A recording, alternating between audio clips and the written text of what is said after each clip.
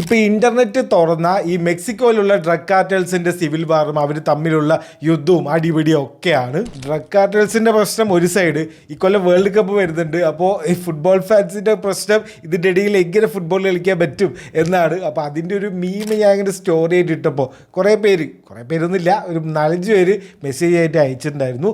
ഈ കാർട്ടൽസുമായിട്ട് ബന്ധപ്പെട്ടിട്ടുള്ള എന്തെങ്കിലും മൂവീസോ സീരീസോ എന്തെങ്കിലും ഉണ്ടെങ്കിൽ പറഞ്ഞു തന്നാന്ന് പറഞ്ഞിട്ട്. പുരകത്തുമ്പോൾ വാഴ വയ്ക്കുന്ന ഒരു പരിപാടിയാണെങ്കിലും എന്താണ് cartel, how the cartel works, അല്ലെങ്കിൽ ഈ കാർട്ടൽ എത്രത്തോളം ഡേഞ്ചറസ് ആണെന്ന് അറിയണമെങ്കിൽ നമുക്ക് ഇങ്ങനത്തെ കുറച്ച് സിനിമകളും സീരീസുകളും കണ്ട ഒരു ഐഡിയ കിട്ടും. പിന്നെ ഒരുപാട് പോപ്പുലർ ആയിട്ടുള്ള നാർക്കോസ് മെക്സിക്കോവും നമ്മളിവിടെ പറയുന്നില്ല. കുറച്ച് അണ്ടർ റേറ്റഡ് ആയിട്ടുള്ള കാര്യങ്ങൾ മാത്രം റെക്കമെൻഡ് ചെയ്യുന്നുള്ളൂ. നിങ്ങൾ അത് കണ്ടിട്ടില്ലെങ്കിൽ നിങ്ങൾ ആദ്യം കണ്ടിട്ട് ഇതിലേക്ക് വന്നാൽ മതി. ആദ്യത്തെ സിനിമ 2004 ഇറങ്ങിയ ലെയർ കേക്ക് എന്ന് പറഞ്ഞിട്ടുള്ള ഒരു മൂവിയാണ്. വളരെ അണ്ടർ റേറ്റഡ് ആയിട്ടുള്ളൊരു സിനിമയാണ്. യൂറോപ്യൻ ഡ്രഗ് കാർട്ടൽസിനെ കുറിച്ചൊക്കെ ഉള്ള മേജർ കാര്യങ്ങൾ ഇതിൽ പറയുന്നു. രണ്ടാമത് 2011 പുറത്തിറങ്ങിയ മിസ് ബാല എന്ന് പറഞ്ഞിട്ടുള്ള ഒരു മെക്സിക്കൻ മൂവിയാണ്. ഇതിൻ്റെ ഒരു റീമേക്ക് ഉണ്ട്, അത് കാണരുത്. 2011 തന്നെ കാണും. ഒരു മോഡലായിട്ടുള്ള ഒരു പെൺകുട്ടി ഡ്രഗ് ട്രാഫിക്കിങ്ങിലേക്ക് വരുന്നു, പിന്നീട് അവിടെ ഉണ്ടാവുന്ന കുറച്ച് കാര്യങ്ങളൊക്കെയാണ് സിനിമ. കിടിലൻ സിനിമ.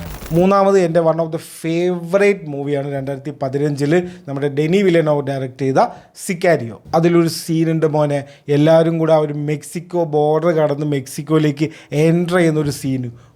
അതിൻ്റെ ഒരു ഓറ ഉണ്ടല്ലോ, വേറെ തന്നെയാണ്. Must watch. ഇനി ഈ ജോണറിൽ ഒരു ഫണ്ണായിട്ടുള്ള ഒരു മൂവി കാണണമെങ്കിൽ 2019 ഇറങ്ങിയ ദ ജെന്റിൽമെൻ എന്ന് പറഞ്ഞിട്ടുള്ളൊരു സിനിമ കാണാം. മാത്യു മെക്കോണഹേ ഒക്കെയാണ് മെയിൻ ക്യാരക്ടറായിട്ട് അഭിനയിക്കുന്നത്. ഇംഗ്ലണ്ടിലെ ഈ ഡ്രഗ് കാർട്ടൽസ് ഒക്കെ എങ്ങനെ വർക്ക് ചെയ്യുന്നു എന്നുള്ളത് അതൊന്ന് മനസ്സിലാക്കാം. ഇനി നമ്മുടെ സീരീസിലേക്ക് വന്നു കഴിഞ്ഞാൽ ആദ്യം കാണേണ്ടത് എൽ ചാപ്പോ എന്ന് പറഞ്ഞിട്ട് നെറ്റ്ഫ്ലിക്സിൽ ഒരു സീരീസ് ഉണ്ട്.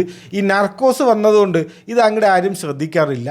കിടിലൻ സംഭവമാണ്. എൽ ചാപ്പോൻ്റെ ശരിക്കുള്ള കഥ വ്യക്തമായിട്ട് അതിൽ കാണിക്കുന്നുണ്ട്. രണ്ടാമത് കാണേണ്ടത് ഒസാർക്കാണ്. ഒസാർക്കിൽ ഒരു ഡ്രഗ് കാർട്ടലിൻ്റെ പൈസയൊക്കെ അവർക്ക് കുറേ പൈസ കിട്ടുമല്ലോ, ഇതിനൊക്കെ ഇവർ എന്താണ് ചെയ്യുന്നത് എന്നറിയണമെങ്കിൽ നിങ്ങൾ അത് കണ്ടോ. A to Z അവർ പറഞ്ഞു തരും എങ്ങനെ ഒരു ബ്ലാക്ക് വൈറ്റ് ആക്കണം എന്നുള്ള കാര്യം. മൂന്നാമത് 2025 ഇറങ്ങിയ മോബ് ലാൻഡ് എന്ന് പറഞ്ഞിട്ടുള്ള നമ്മുടെ ടോം ഹാർഡി അഭിനയിച്ച സീരീസാണ്. തുടക്കം തിരി സ്ലോ ആണെങ്കിൽ അവസാനം പൊളിച്ച് അടിക്കിയ സീരീസാണിത്. വളരെ അണ്ടർ റേറ്റഡ് ആണ്. ഒരുപാട് ആൾക്കാർ ഇതിനെക്കുറിച്ച് സംസാരിക്കുന്നത് ഞാൻ കേട്ടിട്ടില്ല. അപ്പം നമ്മുടെ ലിസ്റ്റ് ഇത്രയേ ഉള്ളൂ. നിങ്ങൾക്ക് ഇപ്പം അല്ലെങ്കിൽ ഭാവിയിൽ ആവശ്യം വരുന്നതുകൊണ്ട് വീഡിയോ ഒന്ന് സേവ് ചെയ്തിട്ടോ.